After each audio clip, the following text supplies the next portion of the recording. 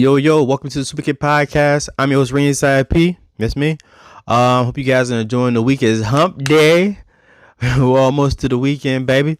We had Monday Night Raw. We had some more matches for the quarterfinals of the King and Queen of the Ring tournament.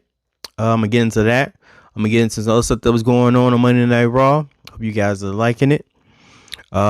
Make sure before we get started, make sure you like, subscribe, share, comment, all that good stuff. It's right here. It's right here at the bottom.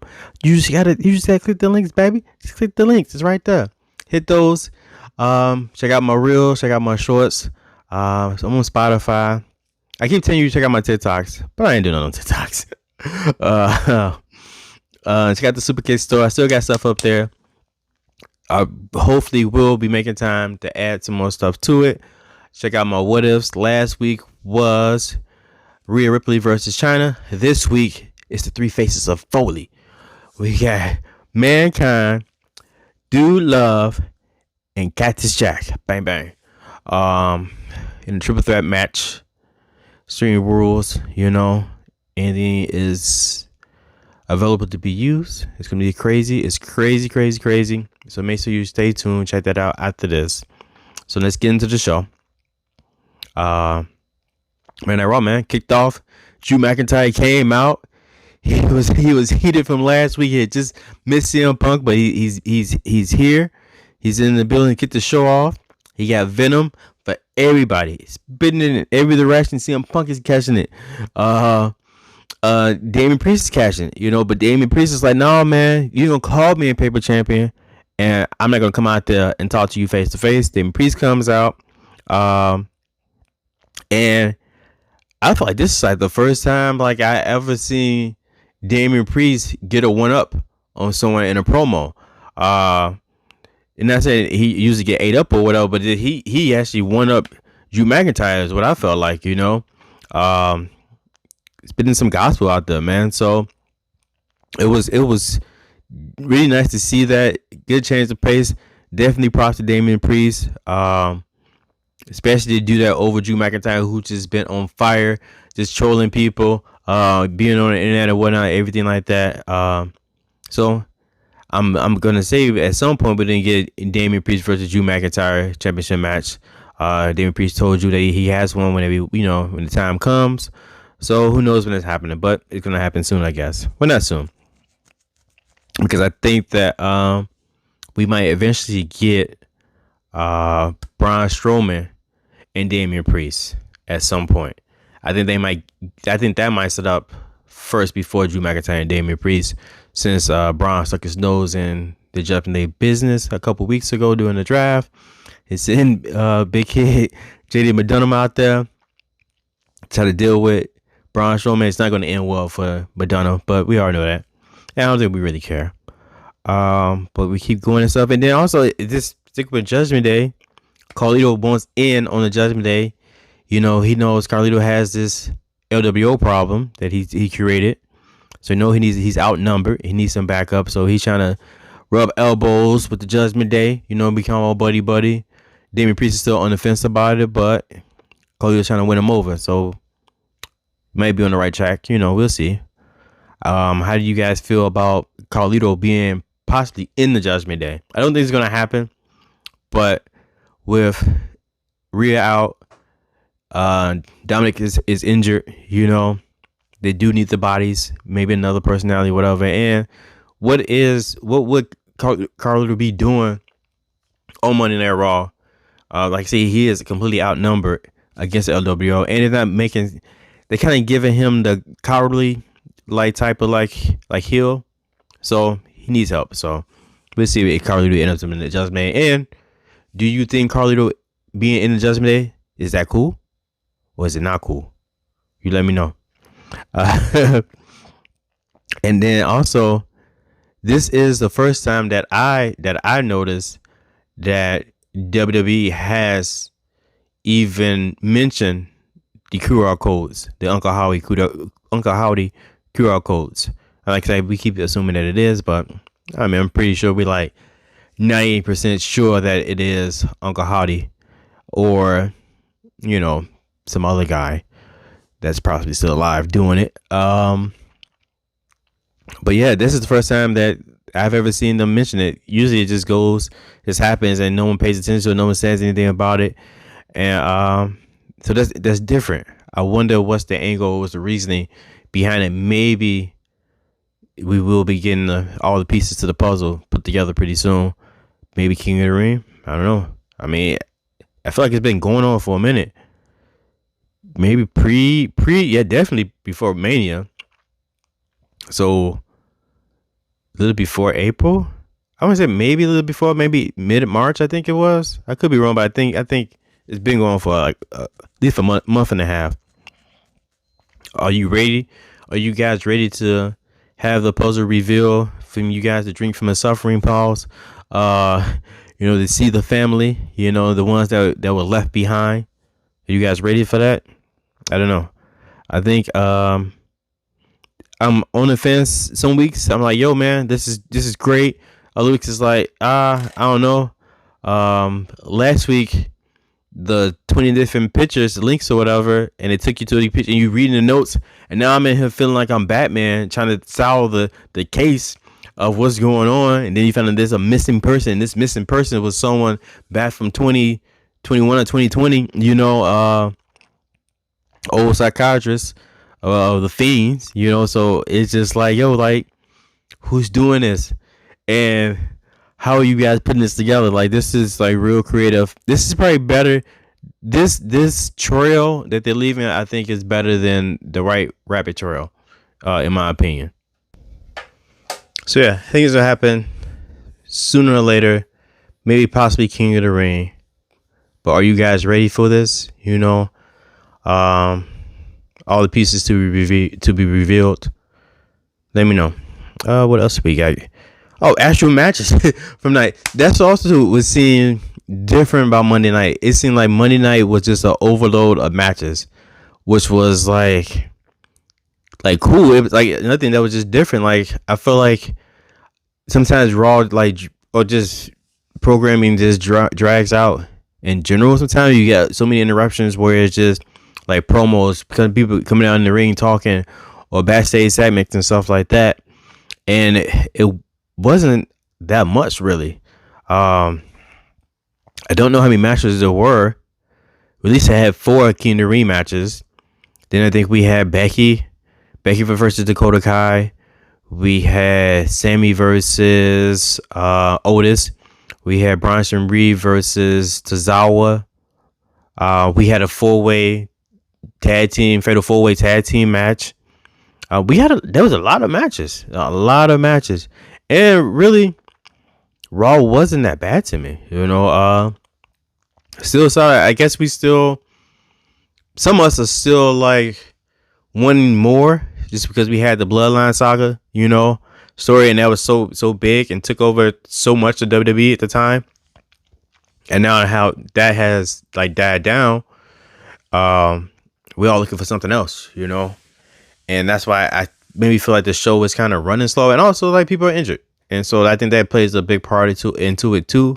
At times you got Rhea injured, Roman's gone, Rock is gone, Seth Rollins injured, Punk is injured, Drew McIntyre is injured, Dominic Mysterio is injured. Like, just a number of wrestlers are injured, but was at least the good thing. I want to say the good thing about Punk and Drew being injured is that, dude, they're still able to carry a whole like program. Like they have a feud going on, and they haven't been face to face in months, it seems like, but they're just been able to interact and carry the storyline while being injured, not having a match, not having any physical altercations, except for like WrestleMania. Like that's real cool. That's different to see. But I want to get into some of these King and Queen of the Ring matches. We have, for the quarterfinals, we had Io Sky versus Shayna Baszler. That's another thing. I think these have been some of the better matches that I have seen in a long time. At least, definitely on the women's side, the women have been bringing it in these matches. They definitely need more quality time on TV, doing more stuff. especially when you're having matches. Io had that awesome match against Natalia. Had an awesome match against Shayna Baszler. That was dope. Io wins. He advances, to the next round. That's cool. Like, so like we gotta find out who's going against next, and then after that. But the women are bringing it in these Queen of the Ring matches. I'm thinking, because I think like the Queen of the Ring is kind of up in the air. I feel like there's a number of different people who could win it. Some could say Bianca, some could say possibly Jade, someone could say Nia Jax or Tiffany Stratton. Maybe on the Raw side, even though I would have liked to have seen Shayna Baszler win it. Like I say, I think it's just time for her to have some type of singles accomplishment on the main roster. Just outside as being a tag team champion, like she can go, and I think she needs like that single spotlight put on her. Maybe at some point, but But on the men's side, it seems like all signs point to Gunther being King of the Ring. He had a match, him and Kofi Kingston, which was another solid match. He put the beats on Kofi, But Kofi came out with some intensity in the beginning of the match. I almost thought they was gonna throw the match out initially and maybe push it to something else, and the following week or something else. But then starting the match, and Kofi was going, trying his hardest out there, but it's Gunther, man, 3 in general, yo. So he came out, 1, 2, 3 prevailed, made Kofi tap out. I don't like how they doing a New Day. I don't like how the New Day is used to put over everybody. Always. I hate that. But hopefully one day it will change. It will turn around and New Day can be champions or something again. But like I said, man, Gunther, he advances to the next round. What else? We had some interaction with Chad Gable and the Alpha Academy. And one of my questions is, when is Chad Gable going to ditch the Alpha Academy? Clearly, he hates them. He thinks they're subpar. They can't win matches. They don't have the same intensity as he has. He's degrading them. He's demeaning them, making them feel stupid, making them feel low, slapping them around. At what point does he ditch them?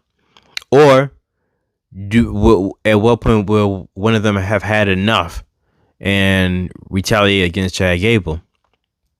I still think that the Creed brothers pairing with Chad Gable is the best look for both of them, but both all the superstars in general. But then it's just like after that split happens for the Alpha Academy, what happens with Otis, Tozawa, and Maxine Dupree? Where do they go? And what happens with Ivy Now and Maxine? They're supposed to be cool.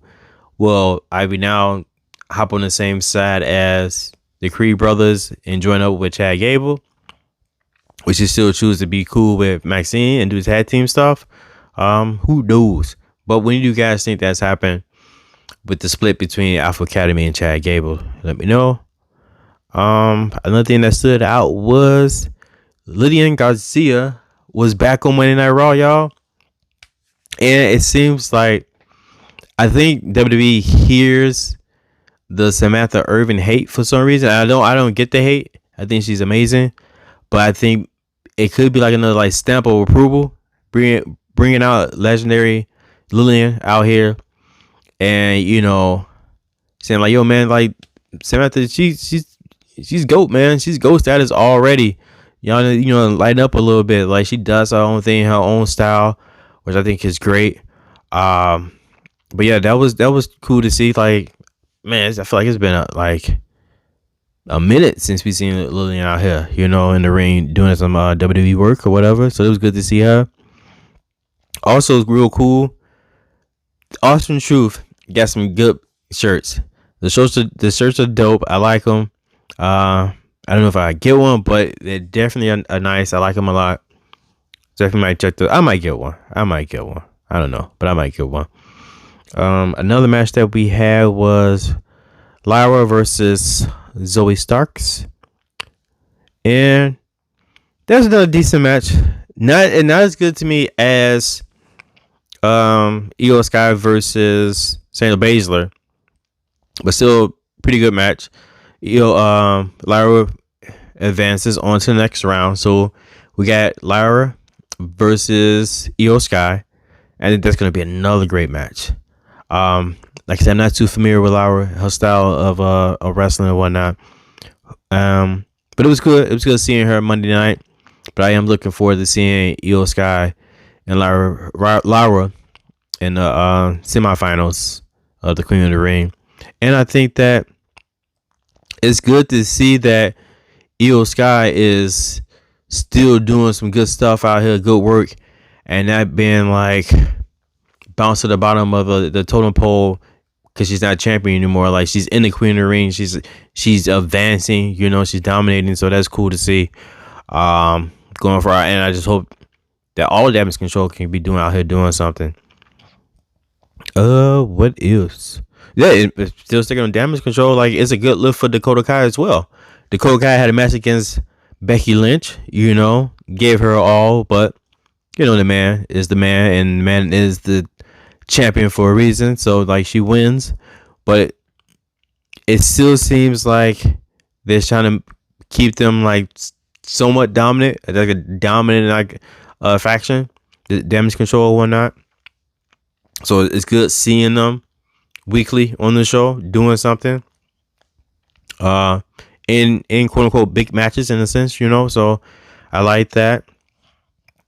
I think we officially have now gotten the Liv Morgan heel turn as she attacked Becky Lynch after the match. And I think we all knew that was coming.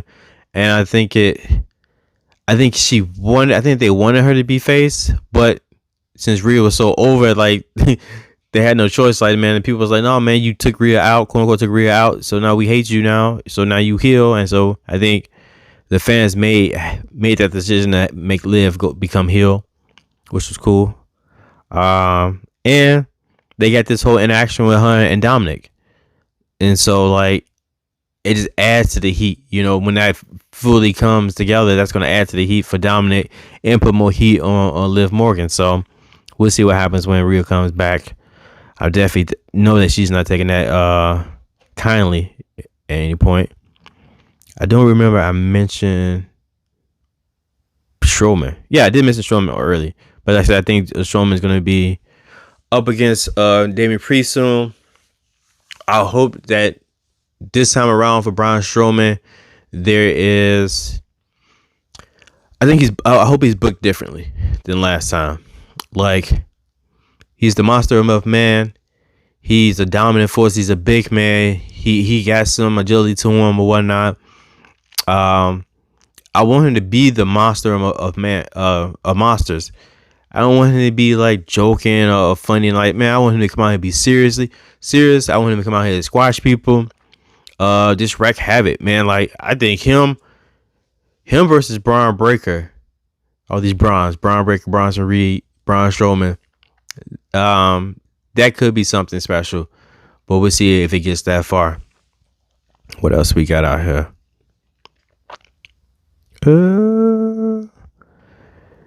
JD and Finn, JD Dunham. Oh yeah, they had a fatal 4-way match, tag team match to determine number one contenders for the Raw Tag Team Championships, and it was JD and Finn versus New Cash Republic versus AOP versus who? Oh, Creed Brothers. Which I was, like I said, I was surprised to see them in the 4-way, especially still come out as face. And it seemed like they got new music too, and the new image on the Titantron or whatever. I'm like, man, y'all ain't ever go heel, but y'all gotta go heel, baby. Y'all gotta switch it up. Y'all gotta join forces with Chad Gable.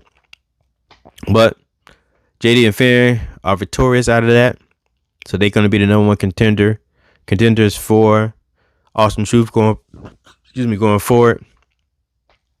What else? yeah, other match. Well, I think the probably the biggest match of the night. Not necessarily the best match of the night, but the biggest match of the night. Just because of the outcome of it was main event. Jey Uso, the Yeet Master himself, versus the Mad Dragon, Ilya Dragunov. I think a lot of people wanted Dragunov to win just because of the history that he had with Gunther back in NXT or whatever. They had a match and he was the one to beat Gunther, and I think they said the last person actually to beat him or pin him or whatever.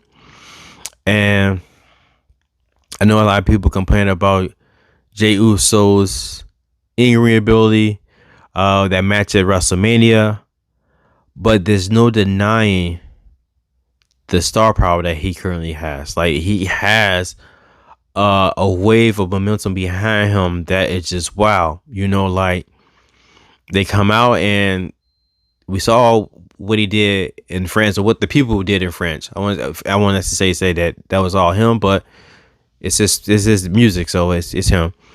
But what the people did in France was crazy. Then we get to last night, and the energy a lot better, definitely better than the week before, but a lot better. It seemed like they got the memo. They was vibing a little bit. They was bouncing. There was Yeet bouncing a little bit, and they had their phones out, and the lights is out up there, and the fireflies, right? And the fireflies are out. And I think Pat McAfee called them the Yeet lights, or maybe I just made that up. Someone said Yeet lights, and it might have been me, or it might have been Pat McAfee. I don't remember, but I think I said that. But that is something that I think we need to pay attention to, because the fireflies only belong to one person, and I don't think anyone can take the fireflies because they light the way for a certain person. And I don't know how true this tweet or whatever that I saw is, but it said, there was a hashtag Yeeters of Worlds.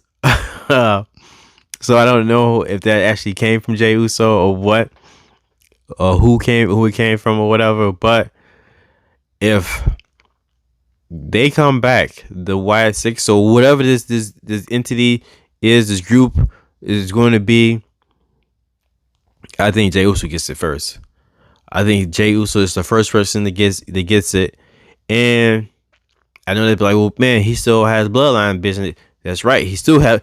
It's going to be a rough couple of months for Jey Uso. If the first person that comes up against is Uncle Howdy and the group or the family of the Wyatt Six or whatever, and after that, then you got to deal with the bloodline stuff too. Yo, you having a tough out. You having a tough out, Jey Uso, and it is coming up soon. I hope you're prepared for it, baby. But yeah, go back to the match stuff. So, Jey Uso versus Dragunov. I think that Io Sky versus Shayna Baszler was better than this match, honestly. Dragunov is just a wild, crazy guy that I'm seeing. This is my third time seeing him on the main roster. He is very intense. He's selling stuff that he probably doesn't sell as hard as he's selling it, but he's doing it. Taking kicks to the face, trying to do his H-bomb elbow, ends up taking a loss. Surprisingly, he took a loss against, maybe not, it might not be surprising, but I think so many people wanted Dragunov versus Gunther. Could be seeing Gunther versus Jey Uso already. We saw how that played out, but we gotta run it back, baby. We're running it back. It is Jey Uso versus Gunther in the semifinals for the King of the Ring tournament. I still believe that Gunther is going to the finals and he will win the King of the Ring tournament. He has to win. He's the ring general. It only makes sense for the general to be the king of the ring because he's the general of the ring, That would make sense, but I say surprisingly, like, Jey Uso beat Dragunov, and I know a lot of people were upset that because they don't like Jay's spear, they don't like all the super kicks, they might not even like the splash.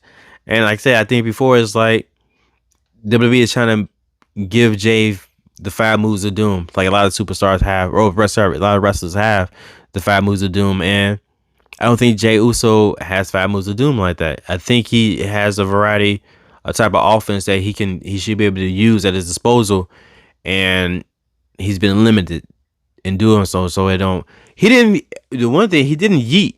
He didn't do all that yeeting stuff in the ring like he normally does. So that might be a plus. I think some people might have said something to him. He might have heard some people talking, but I digress. And so we moving forward. Like I said, we got Jey Uso versus Gunther. We got Io Sky versus Lara. Now we got to see what's going to happen on SmackDown. And then we'll get to the final. We'll actually get to the King and Queen of the Ring tournament. Well, the PLE itself. So that's going to be, I say, August. Not August. That's going to be May 25th. I'm already thinking about SummerSlam already. They're going to be May 25th. But yeah, man. What do you guys think about Monday Night Raw? Was there anybody that you wish would have won that didn't win? Also, we saw like an interaction between, as I think about around the Final Testament and Kofi Karrion Kross and Kofi, which means you're gonna get an interaction between the Final Testament and the New Day, and the New Day is getting buried even more. You know, I don't know what to do with these guys. I don't even know. But yeah, man, I just thought about that right now. But yeah, man, I don't want that to happen. Like, I want the New Day to be great. Why can't the New Day be great again? You know, make the New Day be great again. Man, I hope you guys enjoy Monday Night Raw. Make sure you stay tuned for my what if after this. I tell you the faces of Foley. Make sure, if you haven't already, make sure you like, subscribe, share, comment. Check me out on Ladders. Nope, that ain't the name of it. Check me out on Tables, Ladders, and Bumps. I think that drops Thursdays. You know, we're doing some different things of the topics and some engaging stuff for you guys to check out. So make sure you guys do that as well. And I think that might be it. Let me scroll through here real quick. I think that's it. Until next time, yeet on. May the yeet be with you. Adios. Peace.